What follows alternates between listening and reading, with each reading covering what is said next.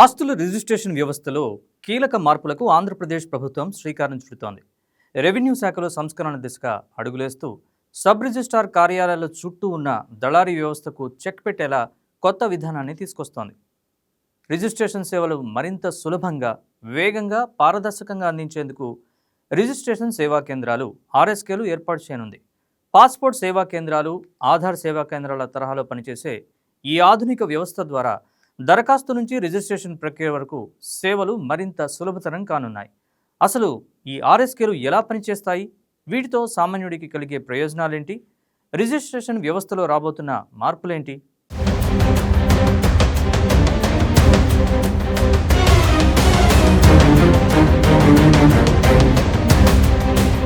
ఇల్లు కొనుగోలు చేయటం, స్థలం తీసుకోవటం సామాన్యుడి జీవితంలో అత్యంత కీలకమైన నిర్ణయాలు. అయితే రిజిస్ట్రేషన్ ప్రక్రియలో కొన్ని సందర్భాల్లో ప్రజలు ఇబ్బందులు ఎదుర్కొంటున్నారనే అభిప్రాయాలు ఉన్నాయి. డాక్యుమెంట్ల తయారీ, స్లాట్ బుకింగ్, రిజిస్ట్రేషన్ ప్రక్రియకు సంబంధించి మధ్యవర్తులపై ఆధారపడాల్సిన పరిస్థితులు ఉన్నాయనే ఫిర్యాదులు వస్తున్నాయి. ఈ నేపథ్యంలోనే సేవలను సులభతరం చేయడం, పారదర్శక పెంచడమే లక్ష్యంగా ప్రభుత్వం రిజిస్ట్రేషన్ సేవా కేంద్రాల విధానాన్ని తీసుకువస్తోంది. ఆర్ఎస్కేలు అంటే రిజిస్ట్రేషన్ సేవా కేంద్రాలు. ఇవి ప్రజలకు అవసరమైన ప్రాథమిక రిజిస్ట్రేషన్ సేవలను ఒకే చోట అందించే విధంగా రూపొందిస్తున్నారు. దరఖాస్తుల నమోదు, స్లాట్ బుకింగ్, డేటా ఎంట్రీ, సాంకేతిక సహాయం లాంటి సేవలు ఇక్కడ అందుబాటులో ఉంటాయి.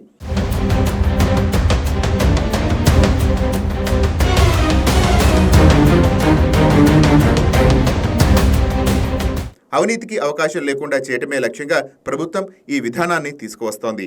రెవెన్యూ సబ్ రిజిస్ట్రార్ కార్యాలయాల పరిధిలో కొందరు మధ్యవర్తుల వల్ల ప్రజలు ఇబ్బందులు ఎదుర్కొంటున్నారనే ఫిర్యాదులు ఉన్నాయి. ఇల్లు లేదా స్థలం కొనుగోలు చేయాలంటే రిజిస్ట్రేషన్ ఛార్జీల కంటే ఎక్కువగా దళారులకు మామూళ్లు సమర్పించాలనే ఆరోపణలు ఉన్నాయి.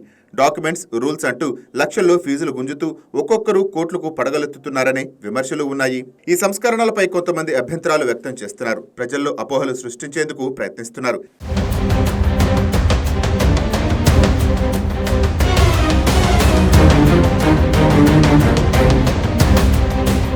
సబ్ రిజిస్టర్ కార్యాలయాలను ప్రైవేటీకరిస్తున్నారంటూ కొందరు ఆరోపణలు చేస్తున్నారు. దీంతో ప్రభుత్వం అప్రమత్తమై డాక్యుమెంట్ రైటర్లతో చర్చలు జరిపింది. ప్రజల సందేహాలకు వివరణ ఇచ్చింది. రిజిస్ట్రేషన్ ప్రక్రియలో నిర్ణయ అధికారం, పత్రాల పరిశీలన, ఆమోదం, డిజిటల్ సంతకాలు, ఫైనల్ రిజిస్ట్రేషన్ వంటి ఆధారాలన్నీ చట్టబద్ధంగా సబ్ రిజిస్టర్ కార్యాలయం ఆధీనంలోనే ఉంటాయని వివరించింది. సాంకేతిక ఆధారంగా రిజిస్ట్రేషన్ ప్రక్రియను మరింత పారదర్శకంగా మార్చడమే ఈ సంస్కరణల ప్రధాన ఉద్దేశమని ప్రభుత్వం చెప్తోంది. సమయం ఆదా చేయడం, ప్రజలకు సులభమైన సేవలు అందించడం, అవినీతికి అవకాశాలను తగ్గించడం లక్ష్యాలతో ఆర్ఎస్కేలను ప్రభుత్వం ముందుకు తీసుకువెళుతోంది.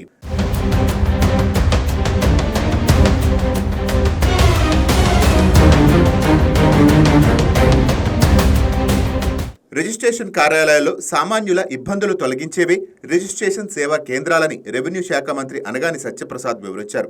ఇవి ప్రజలకు మేలు చేసేవే తప్ప ఏ ఒక్కరికి నష్టం చేయవని స్పష్టం చేశారు. కొన్ని రాజకీయ పార్టీలు స్వార్థం కోసం వేసే ట్రాప్లో పడొద్దని కోరారు. రెవెన్యూ సంస్కరణలో భాగంగా ఆర్ఎస్కేలు ఒక నూతన సాంకేతిక విధానమని తెలిపారు.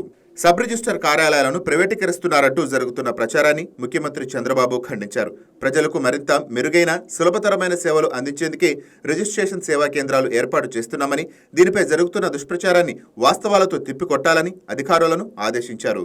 22A మీరు చూసుకోండి, దాని మీద కూడా నేను సాయంత్రం నేను ప్రెస్ రిలీజ్ ఎలా సరళీకృతం చేస్తా ఉన్నాం, ఎలా మంచి చేయాలనేది. అలాగే గతంలో ఉన్నటువంటి తొందరపాటు సర్వే అవ్వచ్చు, దాన్ని మేము ఎంత బ్రహ్మాండంగా పగడబందీగా చేస్తూ ఉన్నాం.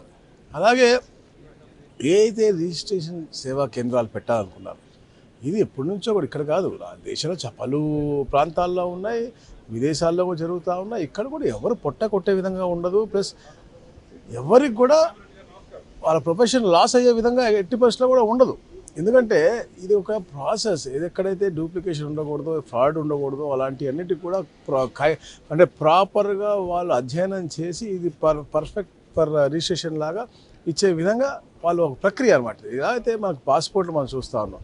అక్కడ ఉన్నప్పుడు బయట ఉన్నటువంటి పాస్పోర్ట్ బయట ఉన్నటువంటి వాళ్ళు ఎవరైతే ఏజెంట్స్ ఉంటారో వాళ్ళు ఎవరు ఉద్యోగం ఏమి పోలేదే, వాళ్ళ ప్రొఫెషనల్ నడుస్తూ ఉంది కదా.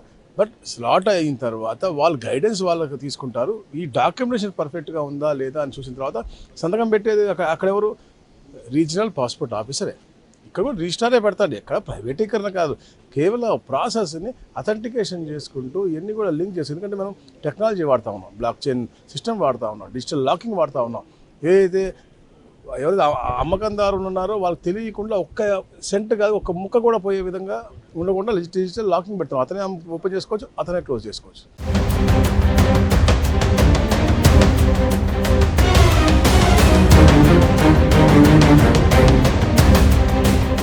సామాన్య ప్రజలకు మరింత సులభమైన పారదర్శకమైన రిజిస్ట్రేషన్ సేవలు అందించడమే లక్ష్యంగా ఈ రిజిస్ట్రేషన్ సేవా కేంద్రాల విధానాన్ని ప్రభుత్వం తీసుకొస్తోంది. భూ లావాదేవీల్లో పారదర్శకత పెంచడం, సాంకేతికత వినియోగంతో అవినీతికి అవకాశాలని తగ్గించడం, ప్రజలకు వేగవంతమైన సేవలు అందించడమే ఈ సంస్కరణల ప్రధాన ఉద్దేశమని ప్రభుత్వం చెబుతోంది. డాక్యుమెంట్ రైటర్లకు ప్రత్యామ్నాయ అవకాశాలపై కూడా దృష్టి పెడుతూ రిజిస్ట్రేషన్ వ్యవస్థలో మార్పులకు ప్రభుత్వం శ్రీకారం చుడుతోంది.